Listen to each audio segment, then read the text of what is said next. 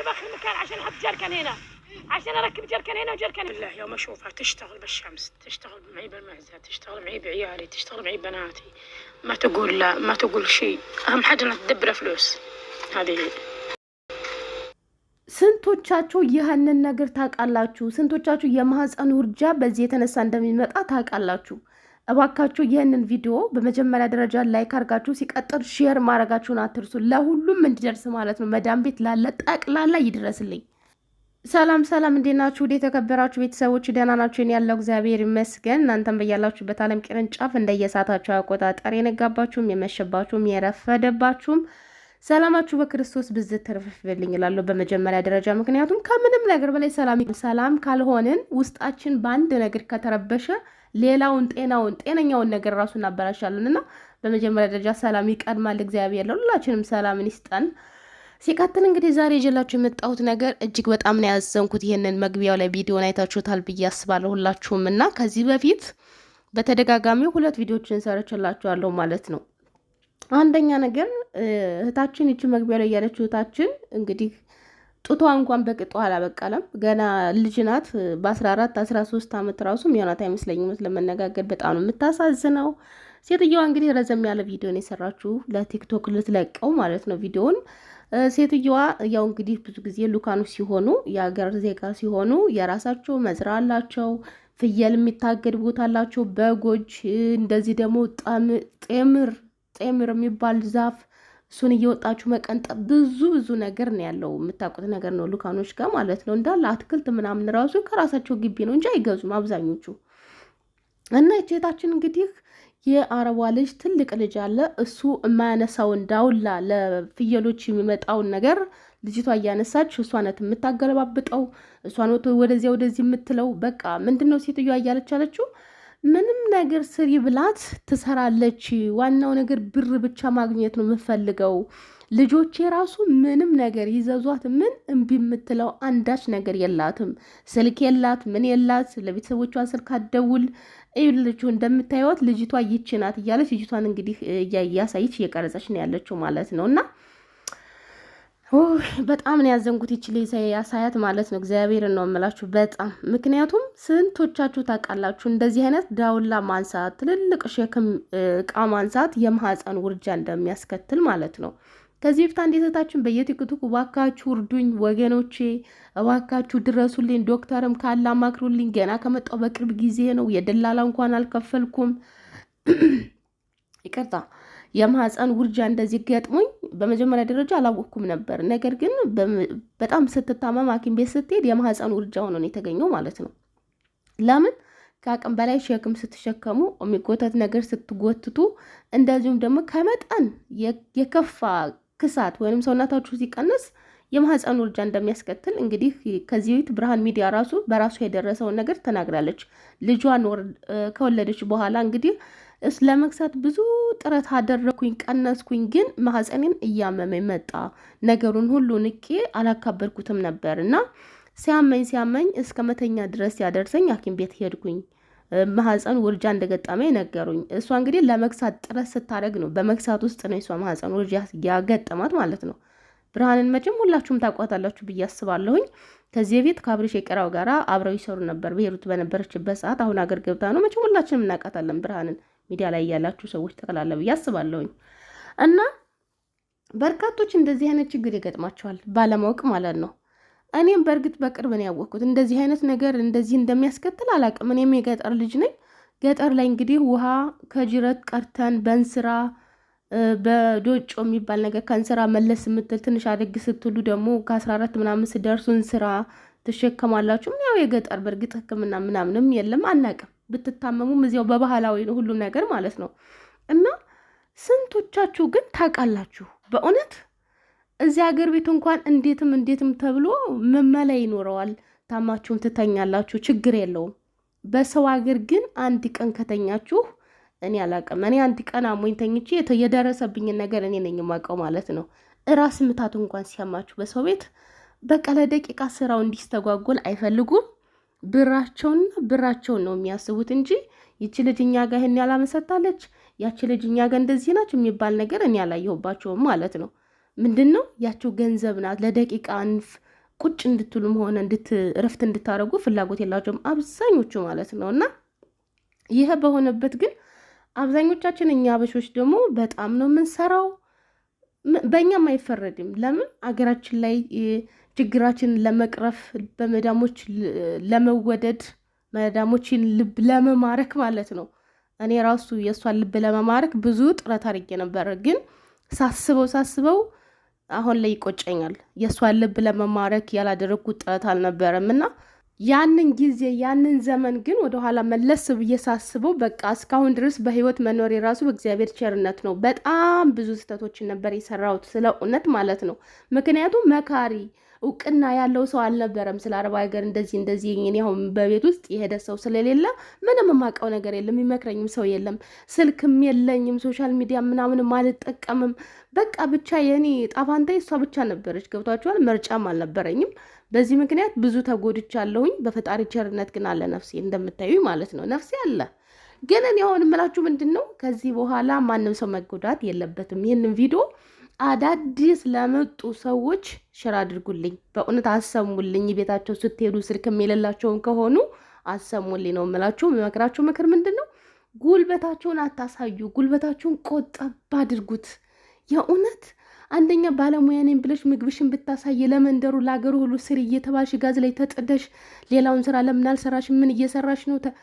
ቆመሽ ነው ወይ? አንቺ ሙሽራ ነሽ አትንቀሳቀሽም ወይ እያሉ እዚህ ቦታ እዚህ እንዴ ስቃይሽን ከሚያበሉሽ በፊት ጉልበትሽን አቀፍ፣ ጉልበትሽን ሰብሰብ በልኩ። ሁሉም ነገር ልክ አለው። እኛ አሁን አበሾች የሆነ ስራ ተስማምተን ገብተን ጠቅላላ ስራውን ነው የምንሰራው ማለት ነው። እኛ ቤት አሁን በመጀመሪያ ደረጃ እኔና ሌላ ኢንዶኔሻዊት ነበረች የምንሰራው ማለት ነው። ግን ቤተሰብ እየተጨመረ ከዚያም ደግሞ ወደ ራሳቸው ቤት ሲሄዱ ቤታቸው በጣም ሰፋ። ሴትዮዋ ተጨማሪ ልጅ ስትወልድ ሞግዚት ተቀጠረች። በመጀመሪያ ደረጃ አበሻ ነበረች የተቀጠረችው። እንደዚህ በውጭ ነበር የምትሰራው። ልክ ልጅቷን ስታስተኛ ሽንኩርት ምናምን እንዲሸታት አይፈቀድም። ሽንኩርት ያለበት ክፍል አትገባም። ነገር ግን ልብስ ትተኩሳለች። ሌላ ጽዳት፣ ሁሉን ነገር ነው የምትሰራው ማለት ነው። ሽንኩርት ምናምን ግን ጭራሽ አይፈቀድላትም። እንድትገባ ራሱ ሰዎቹ አይፈልጉም። በሚቀጥለው ግን እሷ ብዙም አልቆየችም። ሰርታ ስትሄድ ሌላ እንደገና ፊሊፒናዊ ተቀጠረች ማለት ነው። እሷ ስትቀጠር ግን ልክ ልጅቷ ተተኛችላት። እሷም ትጠጣጠባለች፣ ትኳኳላለች። ፏካለች በኋላ እዚያው ትኝት ነው የምትለው። ልጅቷ ስትነሳ ትነሳለች፣ የሚደረገውን ነገር ታደርጋለች። በቃ ጠቅላላ ስራዋ ልጇንና ልጇን ነው የገባችበትን እንጂ ከዚህ ወደዚህ እንቅስቃሴ ነገር የለም። እና እኛ ጋር እነሱ ጋር በጣም ትልቅ ክፍተት ነው ያለው። እሱን ደግሞ ራሳችንን ያስደፈርነው ራሳችን ነን። እሺ ብንሰራ ምንም ችግር የለውም። ብንተባበር እግዚአብሔር ዞሮ መልሶ ይከፍላል። ግን ምንድን ነው አሁን ሸክም መሸከም የልጅቷ ያ ሴትዮዋ ልጅ እንኳን አልችል ያለውን ይቺ ልጅቷ ገና ጦቷ እንኳን በስርዓት አላበቀለም። እውነት ለመነጋገር አይታችኋት ከሆነ በጣም ነው የምታሳዝነው። ምን የሚያካክል ዳውን ላይ እየተሸከመች ማለት ነው። ይህንን ቪዲዮ ሳይ የድህነትን አስከፊነትን ያየሁት በእውነት የድህነት አስከፊነት። ይቺ ልጅ እኮ ወተቷን እየጠጣች ድልቅቅ ብላ ተኝታ መማሪያዋ ሰዓት ነበረ። ያላሳብ የምተኛበት የምትነሳበት ሰዓት ነበር። ታዲያ ምን ያደርጋል ድህነት? ተመልከቱ፣ ብዙ ነገር ያሳያል። አዎ ብዙ ገንዘብ ቢኖራችሁ ደስታን አይገዛላችሁም። ነገር ግን ገንዘብ ማጣት ደግሞ ብዙ ነገር ያሳያችኋል፣ የሰው ፊት ያሳያችኋል። ብዙ በቃ ለእድሜያችሁም ያለ ብዙ ነገር እንድታዩ ያደርጋችኋል። እና ፈጣሪ ድህነትን ከሀገራችን ያጥፋልን። ግን ምልላችሁ ነው ከባድ ዕቃ ስትሸከሙ ለወደፊት በጣም ብዙ ችግር እንደሚያጋጥማችሁ ማወቅ አለባችሁ።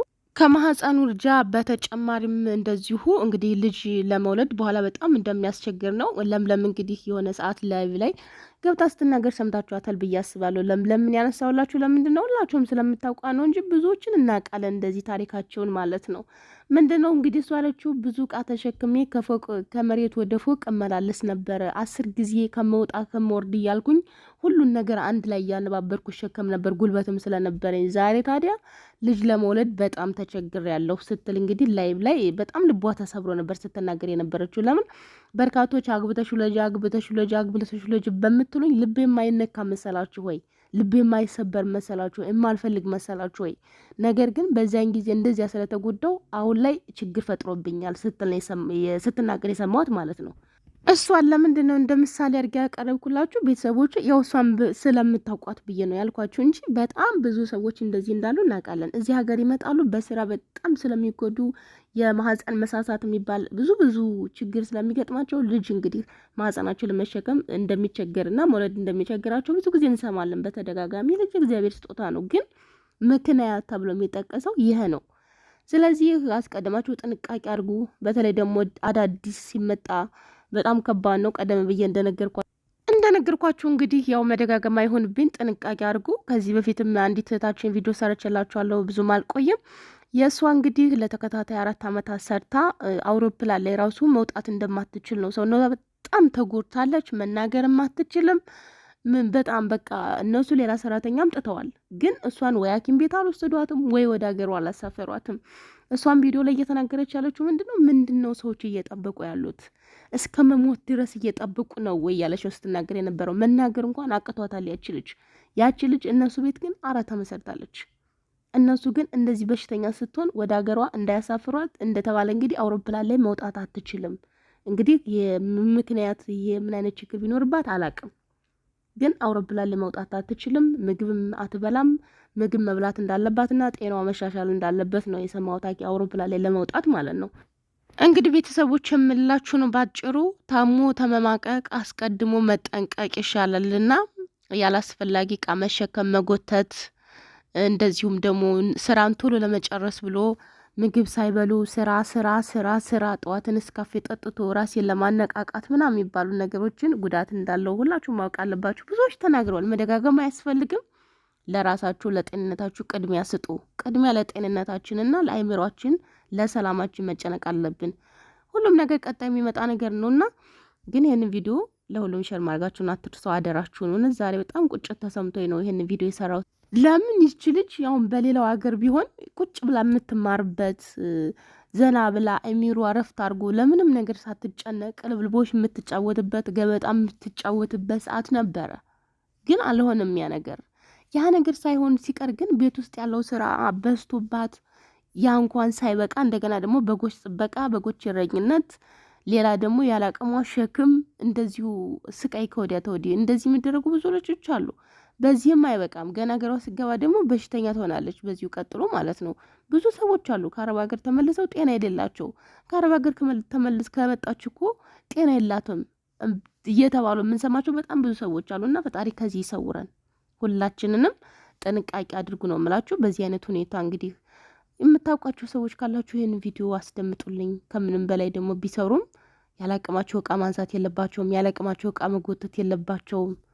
ሌላ መፍትሄ፣ ሌላ አማራጭ መፈለግ አለባቸው። እነኛ ሰዎች ደስተኛ እንኳን ካልሆኑ ሲጀምር መቼም አይደሰቱም። እነሱ መቼም አንቀልባ እንኳን አሰርታችሁ ብታዝሏቸው እግር የተንጠለጠለ ብለው ያው ደስተኛ አይሆኑም ብዬ አስባለሁ። እኔ ደስተኛ ይሆናሉ ብዬ አላስብም። እነሱ መቼም አይደሰቱ።